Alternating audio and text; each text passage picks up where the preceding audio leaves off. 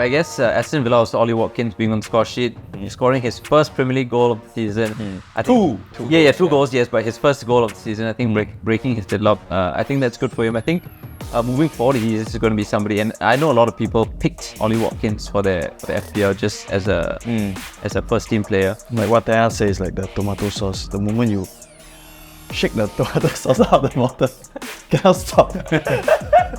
Do you see the interview? No. This is a big one. Bournemouth versus Chelsea. It's a big one for multiple reasons. I think first thing, this weekend, I don't know if you guys knew, this weekend we had seen the most number of yellow cards in the Premier League. I think it was 65 yellow cards over all the games. And this Chelsea game had the most number of yellow cards. How many? In a single 19, right? Or 15? I can't remember what the... 499 plus 7 is what? 16. 16 yellow cards in one game. And just to let you guys... Sorry, that 14. 14? 15. 8 plus 7. Yeah, 15. Okay, 15 yellow cards. And there's only 11 people. No red cards, right? No red cards. Everyone probably got subbed because they got yellow cards anyway. Hi and welcome back to episode 4 of SG FanTalk, where regular guys talk about the not so regular game of football. This week we've got some interesting games that we want to actually highlight. Why don't we just start with the first game, which was Southampton versus Manchester United. We can see that Kwok here is wearing his Man U jersey. I don't know if anybody expected this scoreline, but it was 0-3 to Manchester United. Any thoughts or anything that you guys want to share about this game? I think I expected them to win. They did well. Although it's only Southampton, we shouldn't get too carried away. Yeah. I thought that the play was decent. Ahmad was really good. He was incisive and he could prove to be a very important player this season. Yeah. I think that's what he was buying time for, right? Yeah, especially for a while. We lost like Greenwood and Rashford has been lousy. Anthony. He did score, Rashford. Anthony's been nonsense. Did you watch the goal though? A bit sus. Yeah, it looks like he was trying to cross. It's just a little bit sus. But I mean, it's good. I think the commentator said as long as you got to hit it on target, right? Whatever happens. So I guess that's good. Yeah. I think that should be all for Manchester United's game, right? I mean, do you guys have anything else that you guys want to bring up? I think there are more important games that we want to talk about for sure. That can be, I guess, related with FPL. But anyway, Brighton managed to have a draw against Ipswich. That's pretty shocking. Yep. I did not expect that. Leicester City, Jamie Vardy again on the score sheet, 2-2. Fulham and West Ham United also 1-1 draw. And then the next big game, that was Liverpool and Nottingham Forest. We don't have Ting here, our resident Liverpool fan. Especially a good week for Man U fans to see your team lose. Yeah, just last week. No, not last week. I guess the week before the international break, right? Yeah. They were all making fun of Man United fans. Yeah, so I think that the international break came at the wrong time for Liverpool. Liverpool played an unchanged 11 from the last 3 games, I think. So I don't know whether it's fatigue or I believe fatigue may have played a part, or the international break actually broke their momentum and they just couldn't perform. Yeah, I know a lot of people have Salah on their FPL. Yeah. And we'll get to that maybe later. But do you all think he's been actually performing well? I know he scored on opening day, if I'm not wrong, he scored against United as well. Is he really going through a good form, or is he just... I would think that, I mean, okay, he has been performing like the last, 4 or 5 seasons on a consistent basis, but I think this season, at least for the first few games, he has been a bit, like you say, sus lah, the word to describe. It's like, he's probably getting in the right positions to score those goals that he has scored so far, and those assists as well. But, oh my goodness, if you have seen that game, he probably had a lower pass completion rate than probably the lowest that he's ever had. The passing wasn't there. The success rate was mainly going back. Whenever he went passing into like I think he remember a few occasions he cut in. He wanted to square the ball to the centre mid. he just passed straight to nobody lah. So I think that's one of the worst I've ever seen Salah play in a very long time. And yeah, I think that definitely didn't help Liverpool's cause. Yeah. And then after the break, when they brought in when Forest brought in their quick wingers, Super subs. he really stretched the game, and I think Liverpool just couldn't find a way after that. Yeah, that was a shocker. I don't think anybody expected that scoreline. I was watching these predictions by the pundits, the EPL pundits, Jamie Carragher and Gary Neville, and even I think Roy Keane and Ian Wright as well. They all said that Liverpool were going to win like convincingly 2-0, 3-1, 4-1. Their predictions were pretty huge. I mean, Nottingham Forest isn't a very strong team, but based on form, if you look, probably on paper they would have won easily. But exactly. I really think that the international break played a very big part in breaking momentum. I mean, you go away with another team, you travel don't know how far, and I guess that's you play different tactics. I guess that's the issue with big teams. All their players will usually be involved in the starting lineup, or at least in the first team for this international call-up.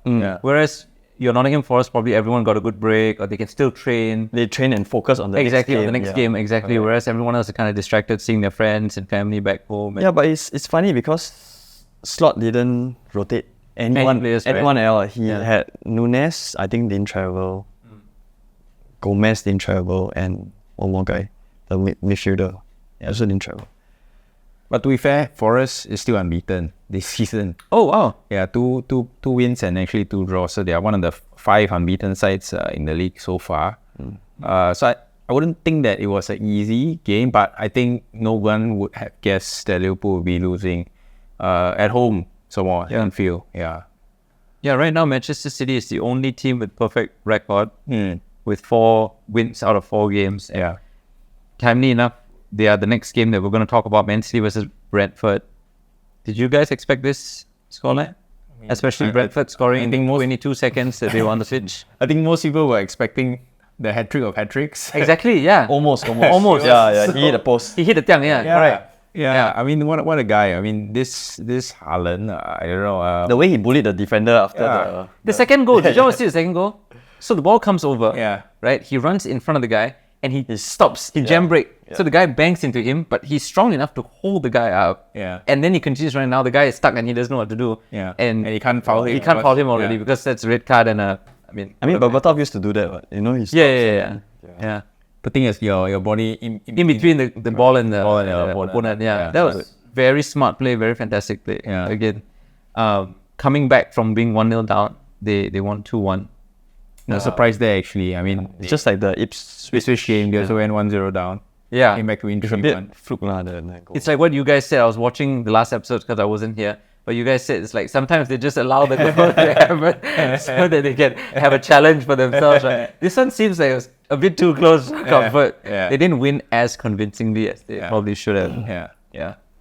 All right, moving on to Sunday's games. I think these are the exciting games that we really want to talk a little bit more about. We'll start off with Aston Villa versus Everton. Okay? This, again. So, for 2 consecutive games, Everton have gone 2-0 up, only to lose 3-2. Yeah. They were in commanding positions. Yeah. I remember Jerome in the previous episode talking about game management, right? This is about game management already. You're 2-0 up, play the low block, compact the absorb team. Absorb, compact the defense. Don't need to go and, play players forward, commit players forward and lose possession and get onto the counter attack by the opponent. Who are obviously hungry and they're trying to salvage the game, correct? Correct. So they're the hungry ones. What do you guys take away from this Everton performance, or I guess the last 2 Everton performances? I think to be fair, Everton wasn't going for the 3rd goal. After scoring the 2nd goal, they actually did. They must have hurt Jerome. Yeah, definitely. They were actually defending. So props got to be given to Aston Villa. Of course, the 3rd goal is a worldly. Yeah. If you lose by that kind of goal, what can you say, right? But to be fair, I think they actually were holding on. And then when the third goal went in. I was like, oh my goodness, it's happening again. You can just see all the heads drop. You can see. Yeah, but I just don't know. I mean, we are nowhere in a position to tell them how to do it. But I think they at least did not go out and make careless or mistakes that could have been prevented. It was just Aston Villa, getting a 1-up on them. Playing at home also, they wanted to obviously prove a point, and Of course, lose so badly in that fashion. So they did come back, created the chances, they scored, and of course that beautiful goal by Duran. So what can we say? I mean, definitely their form isn't they're 0 points now with -9 goal difference.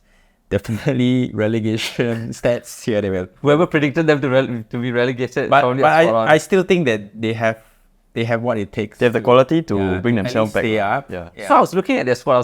They actually have pretty decent players. Yeah, they do. Right? They've got good players that could probably go into other maybe smaller teams and get a first team position. What do you think the issue is here? Do you think the issue is like really what Jerome said, like game management? Do you think if that's the case, I think it's just low confidence. looking at the The moment the first goal went in, you can tell like the wheels of the bus started to come off. it's like they were just being shell-shocked, PTSD from the previous game, right? No, but in the modern game, are managers given this much leeway? I mean, to not be able to manage the game as a manager, right? You did well in sense that you created your team enough to score goals against opponents, which is good. Then that's where your man management comes in, or your team management comes in, or game management. And if you can't do that, do you think they're going to call for his sacking? Do you think they're going to replace him with someone else? Or I don't think so. with these days, modern early, games, I mean, too early to sack him. we're already 4 games in. I don't think they're playing bad football also. It's just... But results matter, right? I mean, they're not playing bad football, but they can't seem to just hold on to possession and win the game. But I mean, it's also not a given formula of success, right? We're just replacing a manager. I mean, we all seen it, right? With even United having so many managerial changes after, Sir X retirement. So it's not like, that's the recipe to, succeed. So I think they have to give him time. But he's really had like 2 seasons, Sean Dyche, right? At Everton. So I think Last year they were almost relegated, right?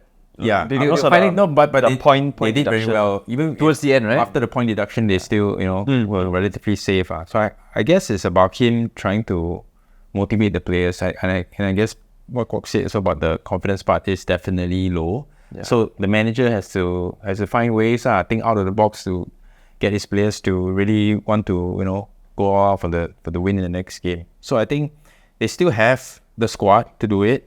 But he has to find a way to motivate them in that sense. Yeah. I just will not bring in any defenders. I have one.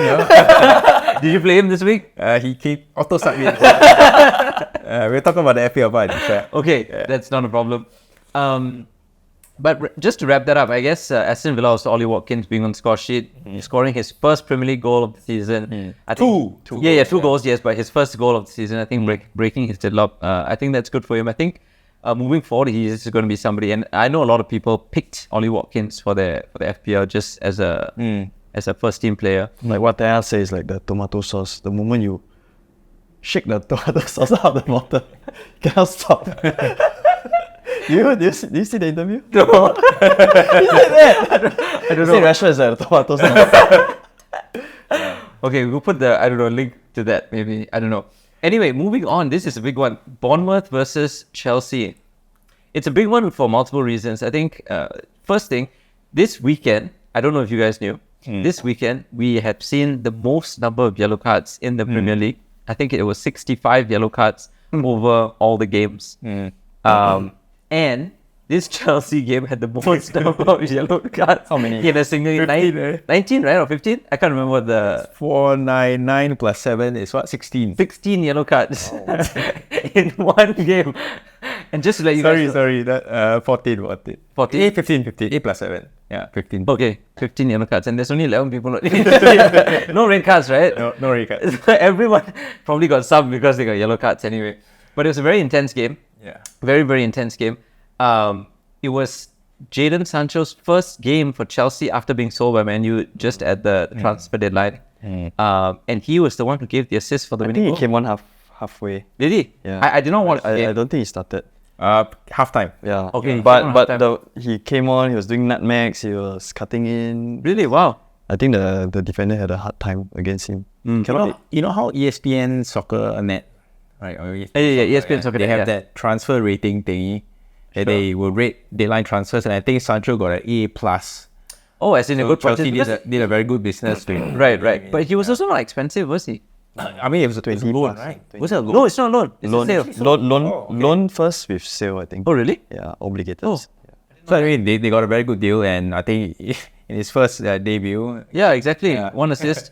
Playing well. And we bought Mount. Yeah, that's not a.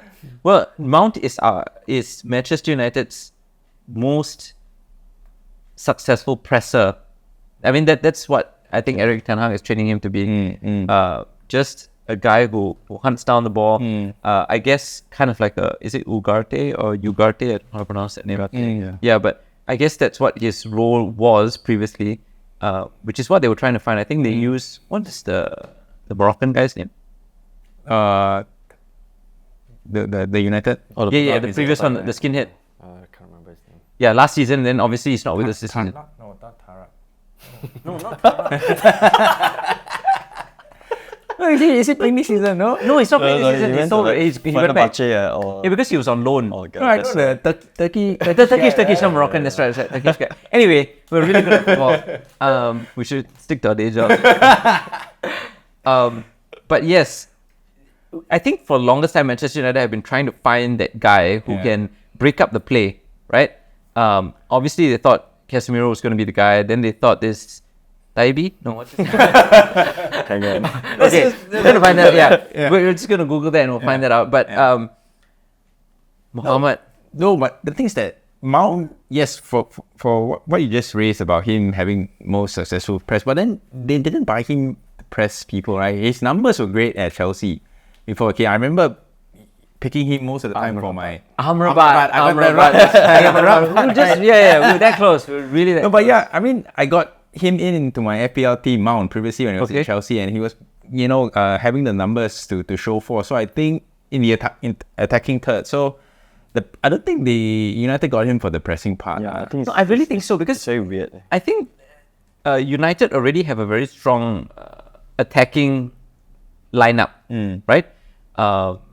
You've got currently, and I'm not saying when they purchased Mount, but you really have Rasmus Højlund, you've got Rashford, you've got who's the guy on the right? You had Jadon Sancho, you had Amad Diallo was out on loan, but you had Anthony, you had Garnacho, you've got Bruno Mars, you've got all these. I already said Rashford. So you've got all these guys, and you're looking at like a 6 block playing up front, and with young people still coming through, as in the youth team still coming through. So what is Mason Mount's role when there are these 5 to 6 players already, who have a name for themselves in the team?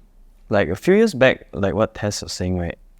Mount's role on the left was the most effective.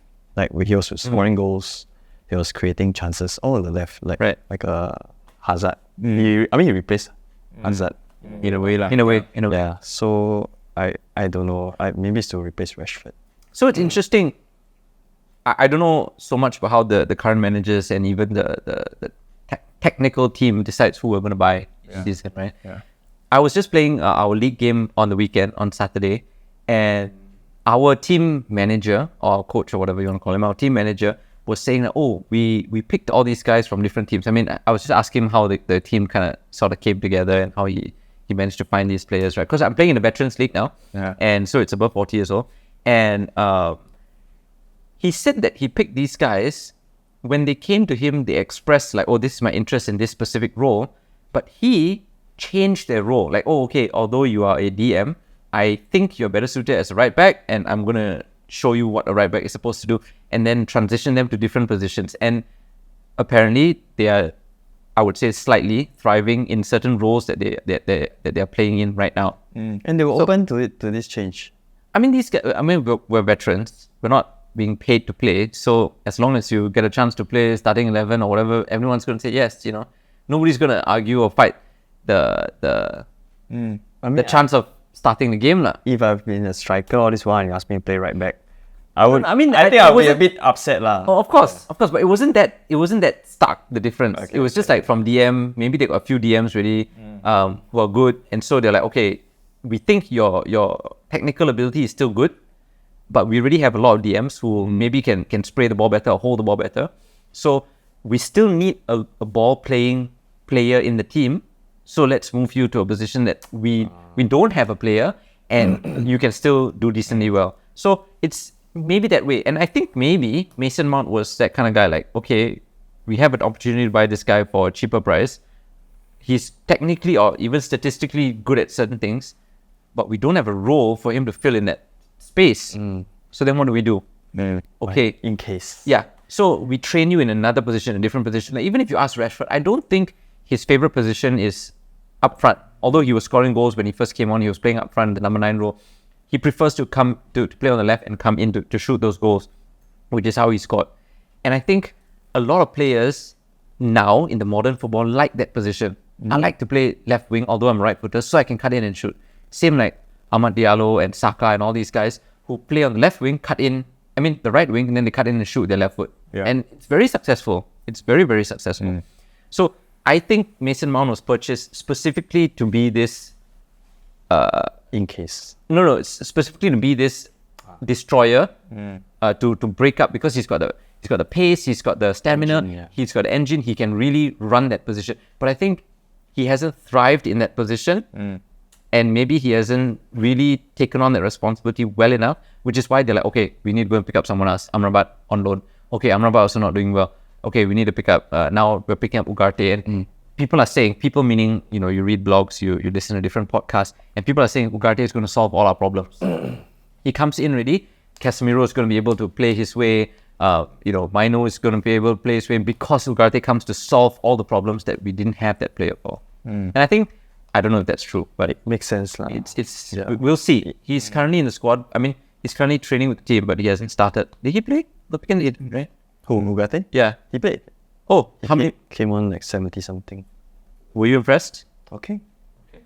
He was You didn't there. watch the game test? Oh, I don't watch me. I mean, he intercepted, I think, five balls. Yeah. So like I said, that's his role. That's what they're getting him for, to really destroy the process. His game reading ability, apparently rated in the world, is number 2 in the world. Okay. Who's in number one? Number 1, You guys should be getting the number one there. who?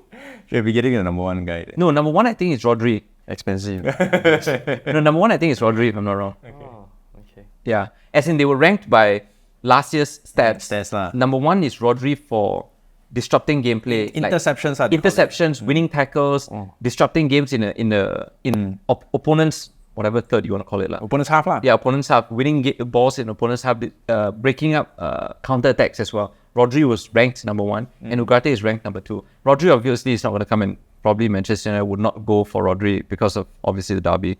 But yeah, Ugarte is number 2. So they're saying that you're getting the best you can get already, like being a derby. It's like, yeah. Nice. So yeah, I mean, going back to like what you mentioned about people wanting to play or being played out of position. Sometimes, I mean, on an amateur scale, some people would definitely take it the wrong way. Right? They might just say, I'm just going to find another team to play for. Right? I mean, I want to play football. I just want to enjoy as much as I can. I don't want to be doing the things that I think I can do or would like to be doing on a pitch. So I want to be playing in a certain position or being in that position would enable me to at least enjoy the football that I want to enjoy. So, I mean, not everybody will be so. but if that team doesn't have, if that team doesn't have that position filled, then and they're asking you, hey, you can start every game, you can play that position, would you play it?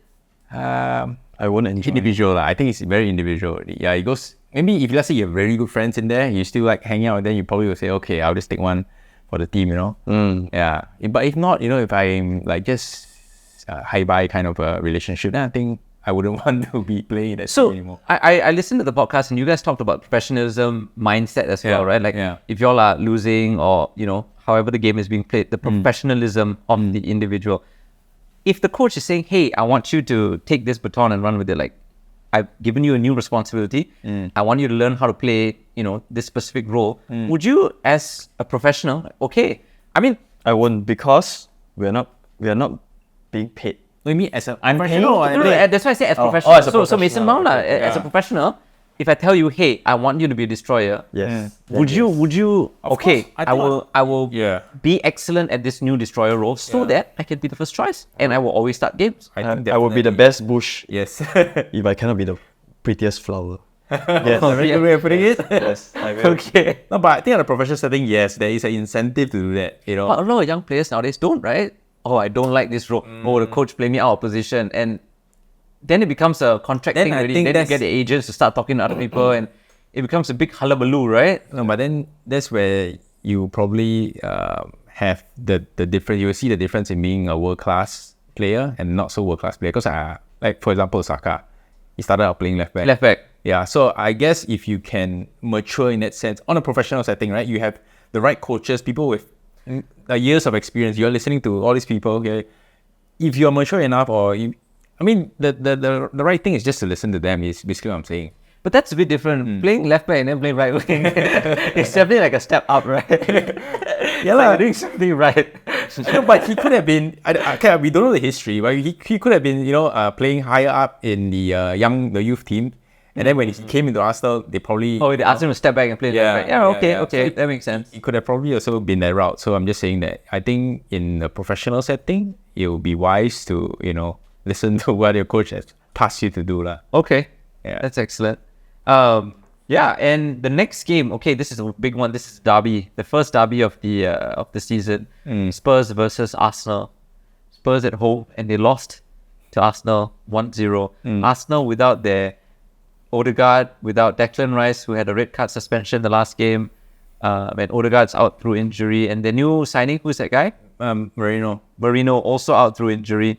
They didn't seem like they had any solid centre midfielders. I think who came in? Partey came in. Trossard. Oh yeah, Trossard. As Trossard. Chelsea DM. Oh, Jorginho? No. Yeah, Jorginho. Jorginho? Sorry. Yeah. Jorginho and Partey were in the middle. Yeah. Right. So, being the fan who sits on the fence in this derby, who were you leaning towards, and how did you feel that the game went? If you want to share. I mean, I'm number one Arsenal fan, yes, but I would obviously also like to see both teams succeed, lah.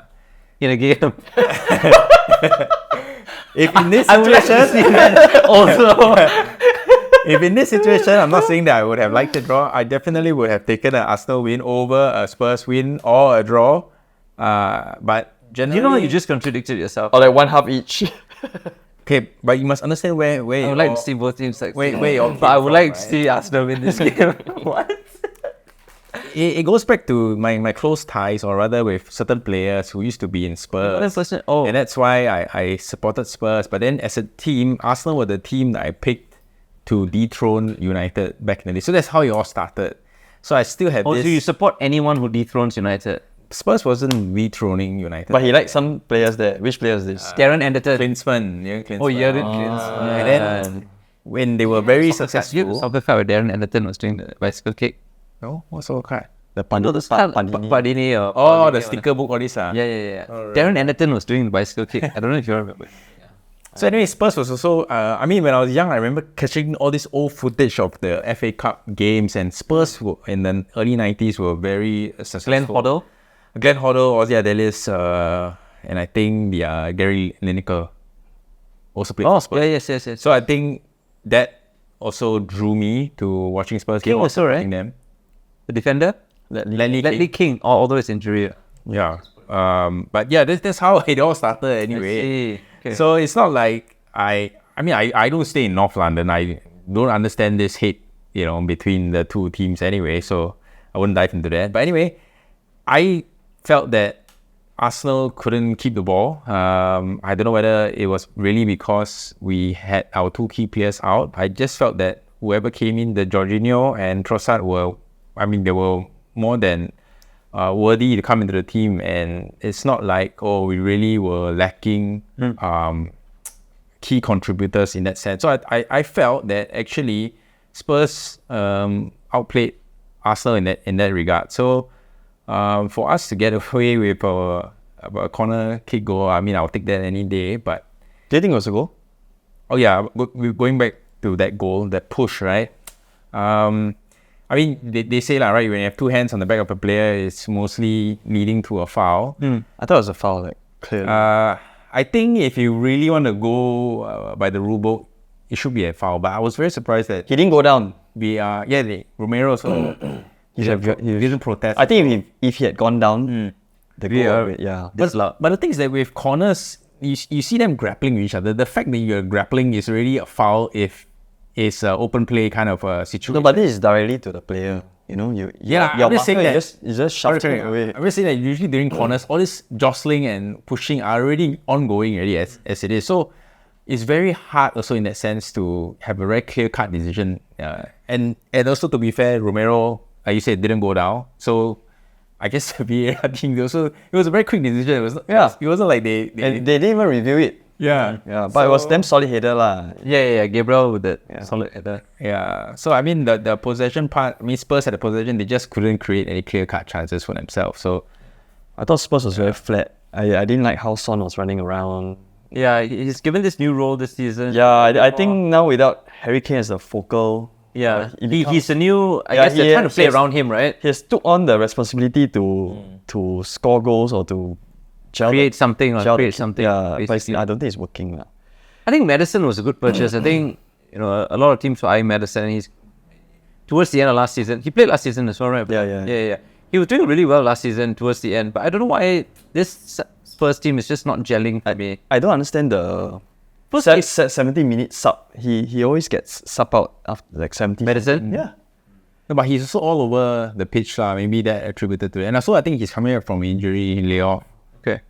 from last season. So yeah, I mean having mentioned Madison and Son, between the two, Madison was actually more threatening in that sense. Because when Son picked up the ball, I think he drove at the wing backs a couple of times, but it wasn't those kind of like very go to the byline, cut back, they have a half chance kind of a thing. So it definitely wasn't threatening Son in that game at all. Right. He was picking up the balls in places that we felt that he should have not been. He should be playing higher up, making the runs behind the centre backs, those kinds of things that he used to do with Kane. But I guess also with Kane leaving and then not having a out and out striker, then I think with he Kane, hasn't really, I think with Kane, the defenders were kind of attracted, drawn out to him, which gave Son a And he little bit drops- more and he space. drops deeper. Yeah. right. He And then collects Son deep- can then run Yeah, behind us. So correct. And Son always made those deep lying runs, and then somebody always managed to find him, right? Whether it's over the top, through balls, and that kind of stuff. And their counter-attacking play, if I remember,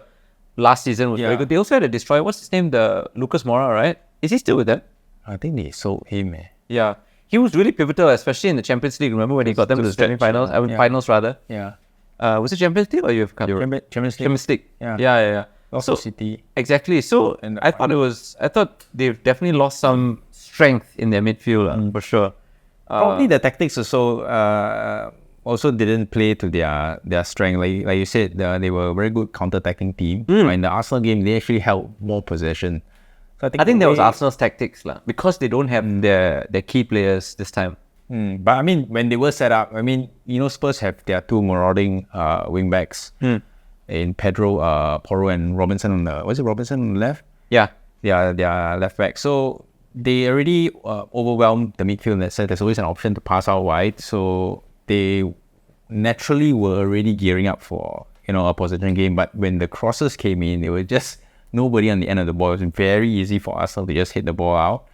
So they were only had shots like from outside the box, or actually their winger. So who's the right guy? The Spurs right winger. I mean, he had a few chances to shoot. So I forgot what's his name, but David Ginola. but Kulusevski. What? no, not Kulusevski. It's a young guy that just came in. Not Harry Winks, right? No. No, he's like a 6 million. Let me just. Hey, but I thought that the atmosphere for the game was good.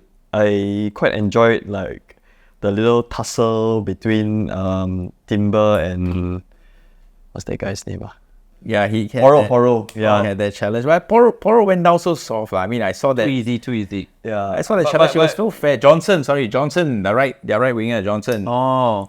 He had a couple of shots were in the box. One over the bar and then one was safe. Yep. I mean, they create, but not in the very clear-cut fashion. So for all their possession, definitely very, very poor from a Spurs point of view. So even Arsenal, I mean, if you watch the gameplay, like you said, Spurs had most of the possession. Arsenal were not playing their free-flowing, fluid, tiki-taka style football. And I mentioned this at the beginning of the season at episode 1, where the big teams have these star players, and usually we play through them. Like your Lionel Messi, just pass the ball to him. He'll make sure everyone gets involved and does something. For Arsenal, I think a lot of people do agree that Odegaard was that guy where feed him the ball, he dictates play, he dictates the pace of the game, he's able to control and hold the ball well, bring players into the game and play very smart 1-2 touches. Do you think with the loss of obviously Declan Rice Declan Rice is the DM, right? Sometimes he's just playing. He play a bit higher, but the top of the diamond, Right. So with Declan Rice gone, so your DM gone, and with Odegaard gone, who is your AM rather, creative player, do you think teams are now going to struggle, or rather, generally, all these big teams who have 1 or 2 big names that they played through, do you think they'll struggle to play good football or any kind of decent football when they face opponents like that? Personally, yes, I agree. I mean, they did lose a very core part of their team, like the middle. Two midfielders there. Yeah. So I think I agree. They definitely will suffer lah. And they didn't really have a substitute for Odegaard. Yeah. If it was Brighton playing against Arsenal with this kind of midfield loss, and you know how Brighton plays through the middle, they play quick passing football, they could have suffered a loss, even 1-0, or even just a draw 0-0, which to them is a loss if they're trying to pickpocket their way to the top of the league. So I think this is maybe where Arteta, I feel, has maybe not have been stubborn. So let's say squad depth, is it? No, as in the tactics and how he actually evolved, or rather changed maybe the way that they played for this game in particular, having lost these 2 key players. Because let's say teams like Man City, for example, if you lose Rodri, or like Spain, when they lost Rodri in the final, they could have players coming in and they are still forcing the players to come in to play with the same style. I mean, you see any Man City game, even when they travel to away games, even to Arsenal, they are the ones still dominating possession. Yes, maybe their key players are playing, but if their key players are not featuring, I still think that they have the system to play it, and they will still, go with that. And squad depth, yes, is also in play there. But I think Arsenal, maybe for this game, Arteta did change some things around. They didn't really just, if I don't have Odegaard, I'm going to get someone else that plays like Odegaard to fulfill that role. But I think they actually were smart about that. Right. They didn't force the situation. So they played to their strengths eventually, which is their weakness. Whoever that they had that could come in. Right. Yeah, that's the Arsenal one of the biggest rivalries, It's not North London. To me, I don't get it, but okay. I mean, it's for entertainment, right? London has how many? Like 8 teams, right? 6 to 8 million. West Ham is there. All the hate and everything. I mean, Singh also sent that. I was told today that there's actually pre-match, the ball boys were fighting.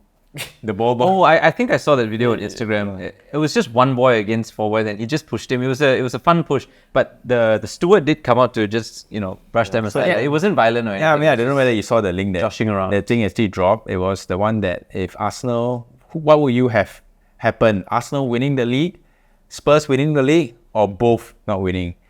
So they interviewed Arsenal fans, and the Arsenal fans were actually saying that they rather Spurs not win the Champions League, so they wouldn't get they have all these additional songs. Oh, I see. No trophies. About the Champions League, because Arsenal obviously haven't won the Champions League, so they wouldn't want the Spurs fans to have a song that they could insult the Arsenal fans with. So I guess this is just probably not growing up with the culture. So me being in Singapore, I'm just, for the reasons I gave earlier, supporting the teams that I want to support. So all this just goes out the window. But of course, it's entertaining to see the added passion into the game, and how some of them will come into all these fiery tackles and challenges. So will you support where Jurong FC? I mean like for us, will you support Tampines Rovers over like what you call that, the Lion City Sailors or Hougang United?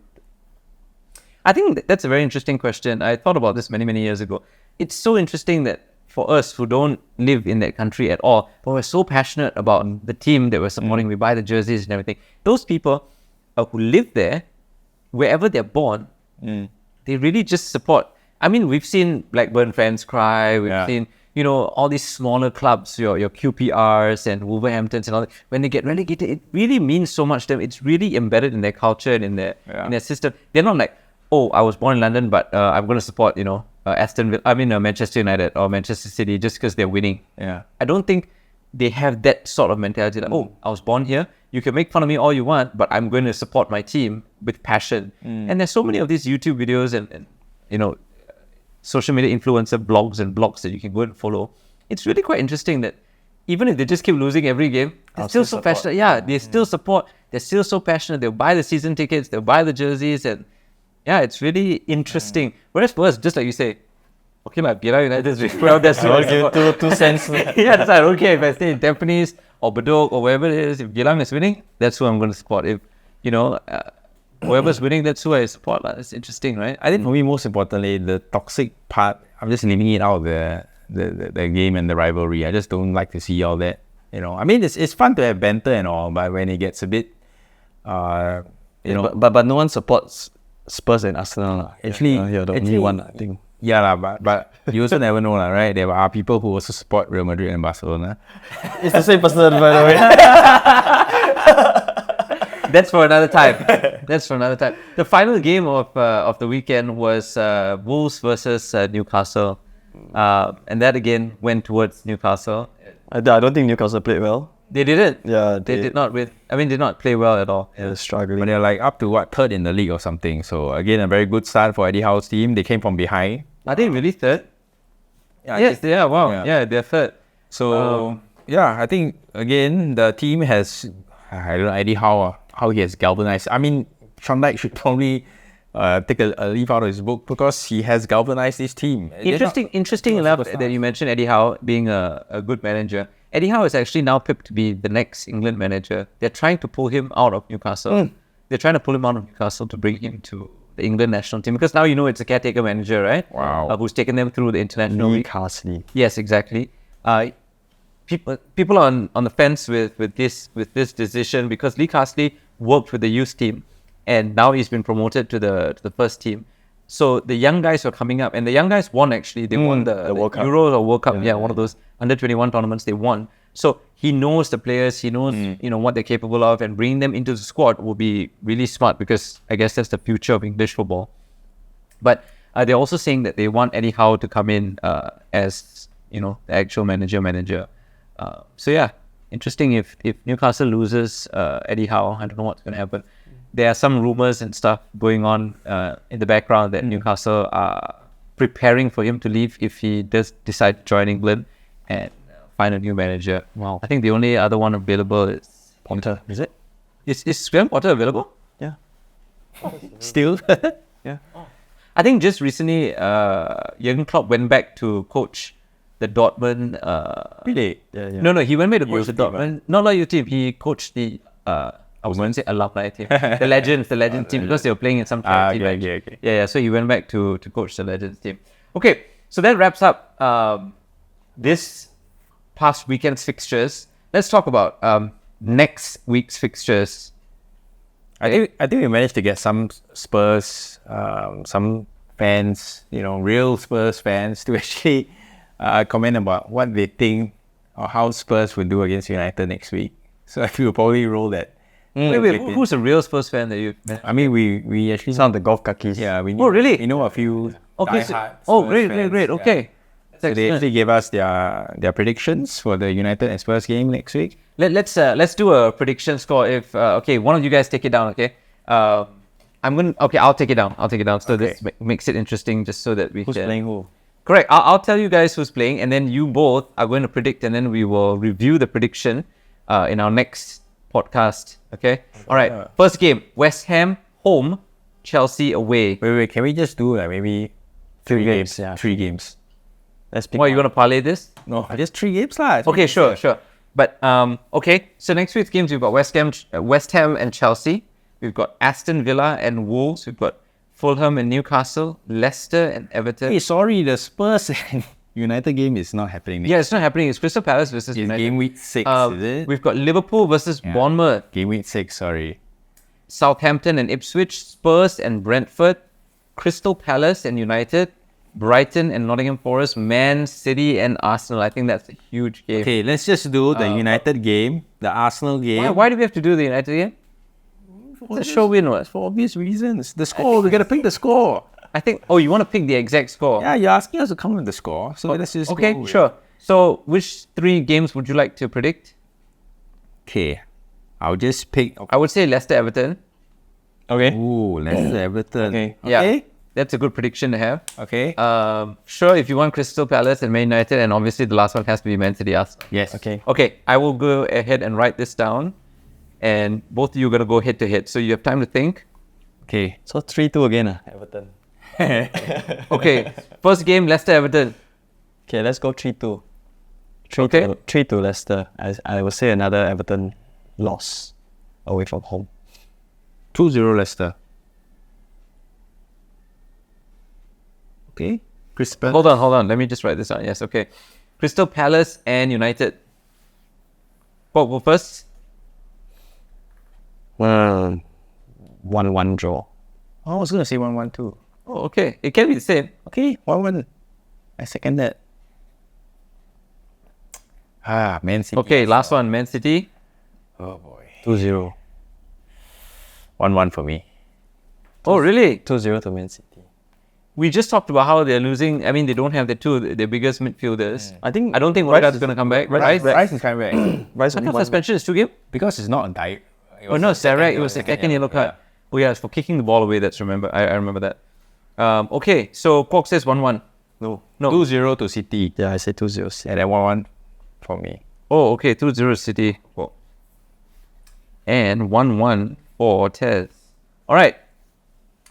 We'll have a prize. But you must get all 3 correct. Of course. Okay, got all 3 correct. We will reveal the prize in our next episode. Next week's fixtures are going to be exciting.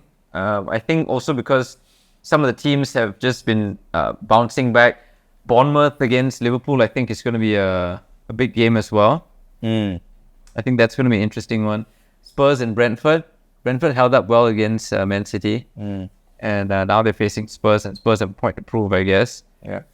So yeah, I think that's going to be interesting. Let's hop on over quickly to FPL. And Yes, yes, how did you guys do this week? That's has lost interest already. You lost interest? How come? I'm still holding on to my strategy, so I'm not wanting to bring Haaland in, and I've suffered this 4 game weeks of not owning him, basically. So, I mean, it's been rough, but if you can get Haaland and Salah in, currently it seems like that is the right recipe. Yeah. Yeah, I mean, I took 8 points to bring Haaland. You took an 8-point hit. Yeah, but that was 2 weeks ago lah. So I've more than made up for it. I mean, I was playing to wildcard in game week 6, so that's probably when I have to decide to bring him in. Yeah, I mean, it's like stupid to not bring him in already lah. I mean, it's really cost me so much. How many leagues are you playing in right now? About 2 actually. 2 leagues. Yeah. And your position in both leagues? Okay. You don't have to tell us of how many people. That you can just say there's like 70 people playing in this league. And if you're like 7, that's okay. Oh, yeah, it's all this information anyway. I'm gonna edify the content. Okay, how about pick one player that you're gonna bring in next week? I thought of bringing one in Mateta. Oh, okay. Mateta against United. Yeah, against United, yes. So, and then yourself? So, I actually wanted to drop Bruno Fernandes before the previous game. Yeah. But because I was just kind of busy at home with all the stuff that was going on at home, I actually forgot to set my team. So, which is a very common problem that we faced in the past few seasons. Okay. But he obviously earned me some points, which is decent, you know. I still feel that I want to drop him, and I want to replace him with Salah. But then obviously, you know, we know that Salah's not really on form, really off form. But the run of games that they have, and I think his contribution, and he's definitely going to be a starter. I don't think he's going to be dropped.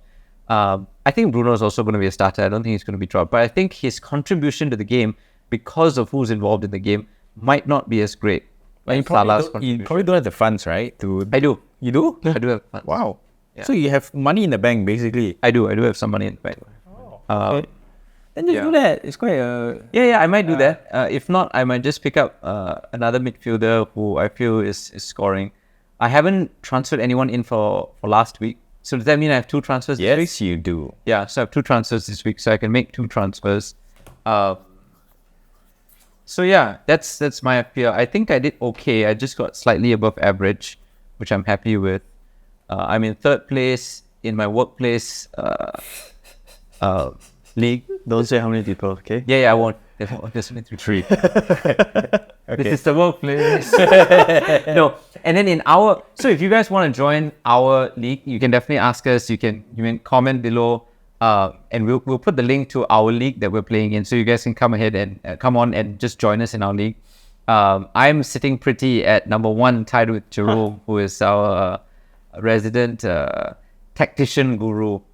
Yeah, it's a bit unfortunate that I'm at number 1. I'm not usually at number 1, even at this stage. Yeah, but yeah, it's just I don't know how this is happening. But yeah, that's right. I don't think there's any major injuries or players who are really out. Right, everyone who's come in has already come in. I saw Tonali is back and he played decently as well. I was actually quite happy. I mean, I like him, but I'm never gonna put him in my team, right? Because I just think he's a bit inconsistent. Yeah. If that's... Do you guys have anything fun planned this weekend? Other than watching matches? I am going for F1. Oh, that's right. It's F1 weekend. Yes, F1. And then after that, I'm off for World Cup. So I probably miss next week's. Oh, yeah. Oh, that's right. Off is up. Yeah. That's right. Monday. So I've had all my prehab done, strengthening. Oh, yeah. What did you do for prehab? A lot of quad, glute, hamstring exercises. To make sure that the muscles around the knees are stronger. Okay. So that it can support my knee when I go back. Yeah. So my hamstring strength is very weak at 15 kilos. So they measured the resistance. Did they test both? Yeah, both. Okay. One is 19. My left is 19. And my right is 15. I see. I'm supposed to be at 40 kilos each. So Really? I need like bigger pants. Oh, I see. Okay. Have you did some measure of that before? I don't know. I was told that I'm supposed to be up to 40. I haven't done hamstring. I did quad because I did the ACL replacement. So they did the quad where, you put on the seat belts and you sit on that chair and then they'll tell you to kick as hard as you can. And then they measure your left versus your right. Then because your left is for me, the left was the non-injured knee. So they benchmark it with your left strength or left quad strength, I guess. Oh, was it? Why? I can't remember it. So many years, Okay. 12 years. Mine's like 20 something for my quads. So 15 sounds... Weak. Okay, My right. hamstring has always been weak anyway. The ball is not 15 kg. But your explosive strength? Hey, actually, when did you get your prehab done? I visited a friend called his name's Shoban, and he has a new clinic called 1% Rehab. 1% rehab. So it's not just you recover 1% every day. Oh, so you get 1% better every day. Well, that's actually pretty okay. Not your recovery is just 1%. Yeah. What happens after? Then you get stronger and stronger lah. No. So anyway, so you're saying that this Shoban guy Yep. has this equipment to test the strength of your hamstring? Yes. It's part of his you can say like onboarding of patients where he takes your measurements so that he knows which areas you're lacking and then gather strength from there, and he will cater. Hey, maybe we should all go down. Let's go down as a team, like all 6 of us. Let's go down and all test our strength of our hamstrings and our quads as well, or just hamstrings only? Quads and hamstrings. Yeah. Oh, both. great, what? Yeah. Hey, that'll be good because all of us have done ACL rehab, right? Yeah. ACL injuries. Yeah. Yeah. Okay, Shoban, we'll be visiting you soon. Yeah. Ko can set it up. Okay. And if he's cool with that, we can all come down and we can all test. We can do it like a field day out, test our hamstrings and our quads. Anyway, it's nearby. It's at Juchet. Oh, Juches. Yeah. Convenient. Yeah, Very convenient. Parking is good. Yeah. Yeah. Okay. What are you up to this weekend? Golf. What else can it be? You got Golf and F1 lah. Aren't you an Yeah, F1 like fan? F1 also, but F1 I think no lah, I won't be. He's gonna watch the race in person. I don't think I have the luxury to do that, so probably watch it back home. Okay. Yeah, cool. Yep. All right. All right. I guess that's a wrap from us. Yep. We will see you guys at the next episode of SG Fan Talk. Don't forget to click subscribe and like and comment below or anywhere you can comment and reach out to us if you guys want to be on this show as well. See you guys. See you. See you.